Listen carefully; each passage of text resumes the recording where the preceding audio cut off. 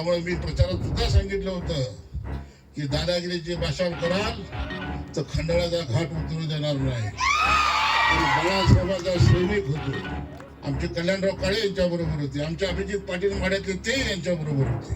का ते बैलगाडी तिथून आलं तुमच्या फिल्म? हा, बैल पाडलाय आम्ही. आता नुकती गाडी राहिली.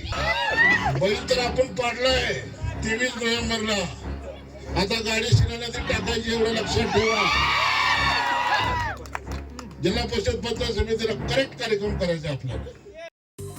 मोहोळ तालुक्यातील नांदगाव इथं पीर साहेब यात्रेनिमित्त आमदार राजाभाऊ खरे यांची जोरदार एंट्री करत घेतलं दर्शन. नांदगाव ग्रामस्थांकडून आमदार राजाभाऊ खरे व चरणराज चौरे यांचा शाल श्रीफळ देऊन सत्कार संपन्न. यावेळी आमदार राजाभाऊ खरे यांनी आपल्या भाषणातून विरोधकांवर केली सडकून टीका. आज नांदगावमध्ये पीर साहेबाची एवढी मोठी वर्षाची तुमची यात्रा ना, यात्रा अत्यंत दिमागदार सोहळ्यामध्ये होत असताना मला आमदार म्हणून 2 महिन्यापूर्वी नांदगावला मी राजू खरे म्हणून आलो होतो. आता आमदार राजू खरे म्हणून पीर साहेबाचं दर्शन करण्याचं भाग्य मला आपल्या सगळ्यात म्हणून लाभलं. या नांदगावाच्या विकासाच्या बाबतीमध्ये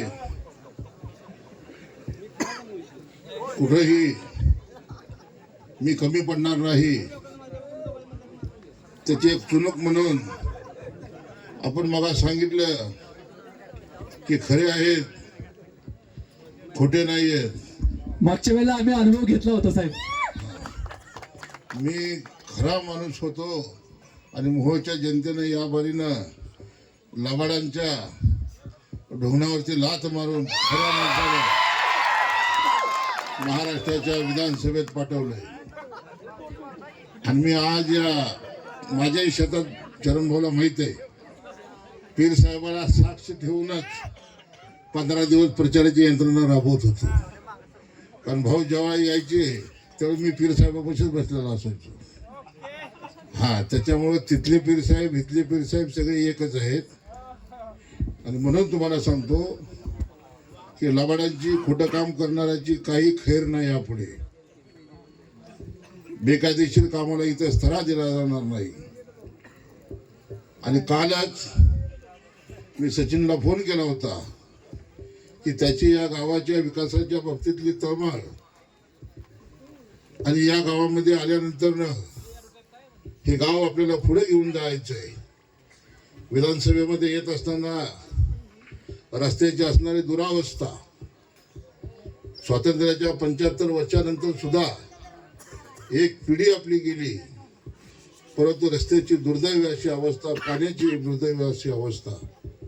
आणि म्हणून मी त्यावेळी म्हणालो होतो की आपण जर मला संधी द्याल तर निश्चितपणानं मोहोळचा कायापालट केल्याशिवाय राहणार नाही.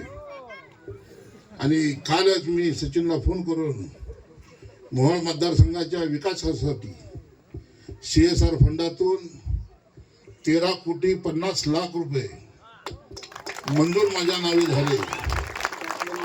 आणि त्या 13,50,00,000 20 गावाला प्रत्येकी 85,00,000 रुपये असा निधी काल सरपंचाची नावं पाठवून तो मंजूर झाला. आता त्याची कामं चालू होतील.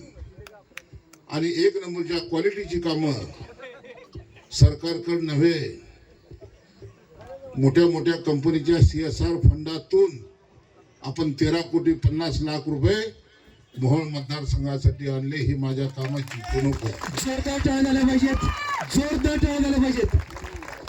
आणि त्याच्यामध्ये नांदगाव, त्या 20 गावामध्ये नांदगावला घेतलं. आणि सचिनला फोन करून सांगितलं की सचिन, काम करणारा कार्यकर्ता आणि तुझ्या मागे जी गाव उभा राहिले त्या गावाच्या प्रत्येक माणसाचा कधी भ्रमनिराश होणार नाही. सचिन आपल्याला चुकीच्या दिशेने घेऊन जात नाही. म्हणून काल 85,00,000 रुपये आपण नांदगावसाठी मंजूर केले.